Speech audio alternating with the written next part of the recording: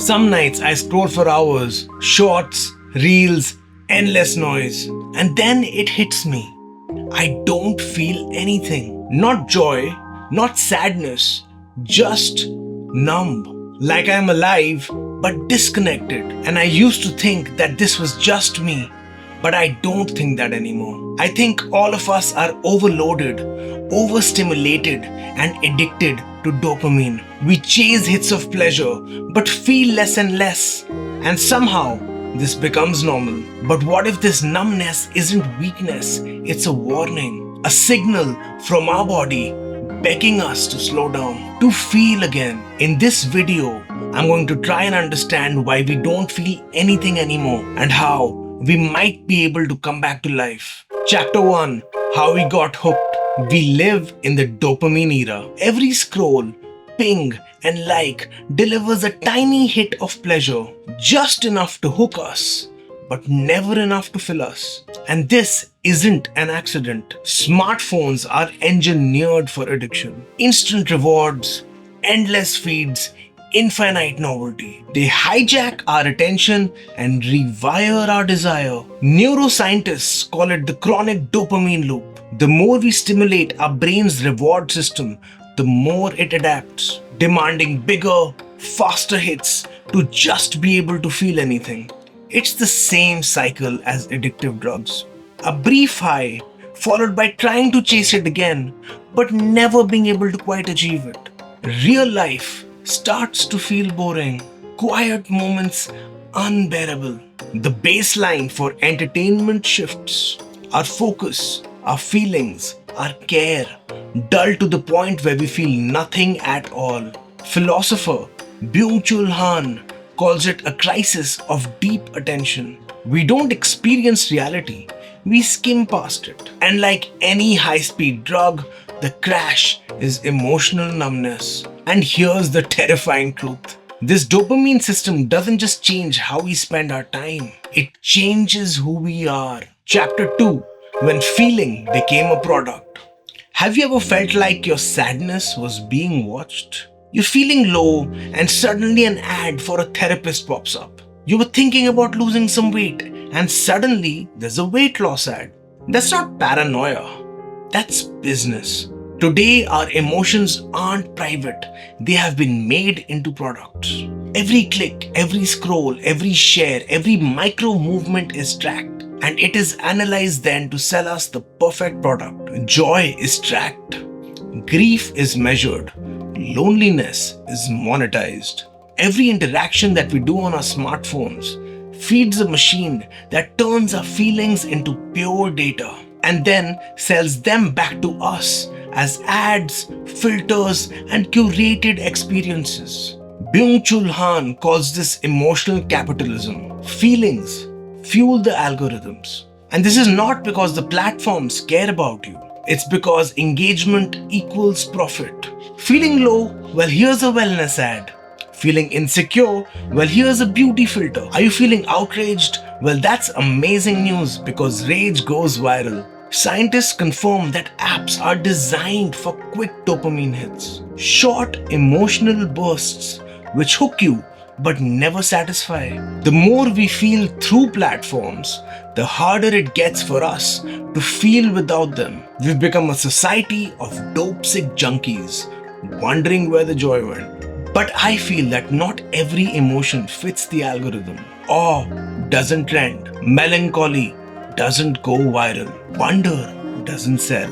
But those, I think, are some of the feelings that make us human. In a world profiting from shallow emotion, deep feeling risks being lost unless we fight to remember. Chapter 3: Numbness isn't a flaw, it's a shield. When the world shouts non-stop, our nervous system shuts down. Numbness isn't weakness, it's protection. Psychologists call it emotional blunting, the body's way of dealing with chronic stress. Trauma survivors feel like this, not because they're cold people, but because feeling everything that's inside them would make life unbearable. And today, many of us live like that. In the last 5 years alone, we have been bombarded with images of tragedy, war, conflict, Political instability, a worldwide pandemic, a climate crisis, and AI threatening to take all of our jobs. No wonder we feel numb. When every minute is a crisis, how do you react? You shut down. We face personal, financial, emotional, and career instability so often that it's no wonder that a body decides to just shut down. Doom scrolling isn't curiosity, it's self medication. We scroll not to feel more, but to feel lesser. Even silence is replaced. We reach for our phones in quiet moments because in stillness, real emotions might rise to the surface. Sadness, loneliness, emptiness, and we've forgotten how to sit with those. Our attention splits like a deer caught in traffic. One eye on survival, one eye on the next alarm. We are flattening emotions not because we can't feel, but because we must mute the noise to survive. But here's the danger. When we numb pain, we numb joy too.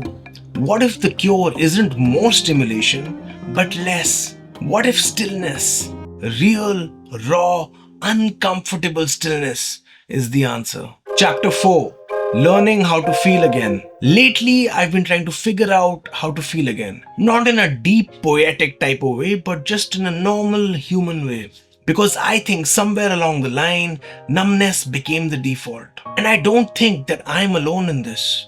I've been quietly experimenting with a few things, not as solutions, but as survival tools. I feel it's a way to reclaim my ownership over myself. They are all little ways in which I'm trying to remind myself that I am still here and what we do matters. Here are some of the solutions or things that I use. 1. Doing one thing at a time, even if it's boring. I'm trying to sit with a song without skipping it. I'm trying to watch a film without checking my phone. It sounds really small, but it's wild how difficult it is.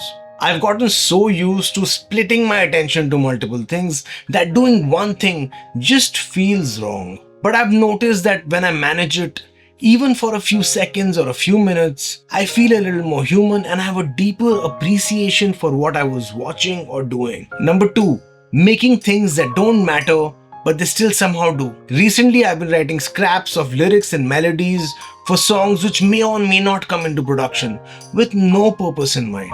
Recording voice notes which I may make into a full song or I may just delete. Unpolished, raw, emotional capsules which may turn into something bigger, but may just be nothing more than that. It feels good to make things that aren't trying to hit a metric or aren't trying to succeed or don't have the anxiety of outcome attached to them. Just making music because I love making music. And that's the one thing I've always known how to do. But doing things like this, where they have no purpose or no end goal, feels like I'm talking to myself again in a language that I seem to have forgotten.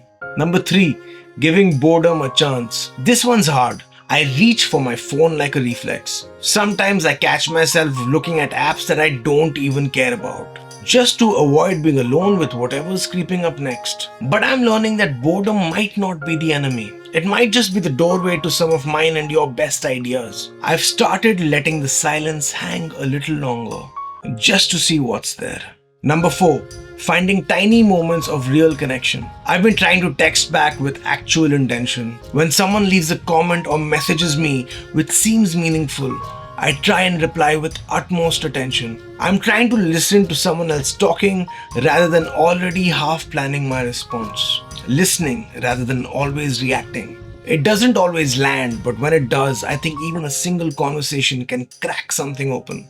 Number 5, letting art hit me without overthinking it. Old songs, art I don't fully understand, films that hit out of nowhere. I've stopped trying to overanalyze and break down every piece of art and film and song I hear, and if I had a good time watching it or hearing it, I'm trying to take it at face value. It's a song which someone else wrote which made me feel good, and I want to accept it for what it is. A piece of work which made you connected to me, and that works, man. I'm not trying to overanalyze things to death, which is my usual default mode. Art isn't competition, and I really want to stop seeing it that way. And I feel that if I stop seeing things as a constant hustle, it might mean that the armor is thinning. None of this is a fix, but these little things, when I do remember them, make the world seem a little less distant. And maybe that's enough for right now. The numbness we feel, I'm realizing, isn't weakness, it's a survival mechanism. But survival isn't living.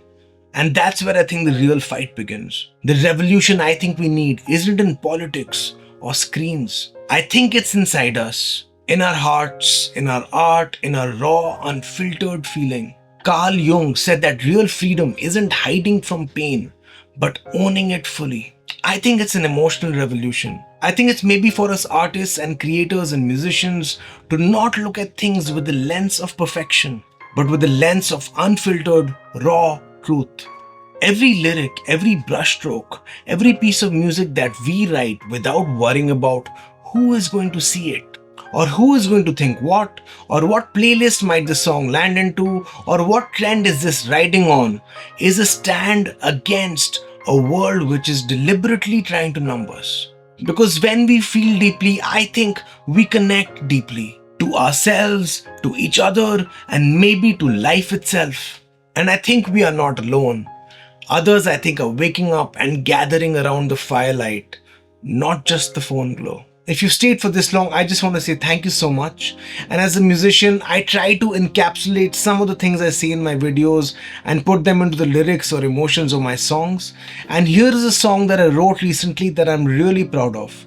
I would love for you to check it out. And if you liked it, please leave a comment or subscribe. It would mean the world to me. I would love to connect with you.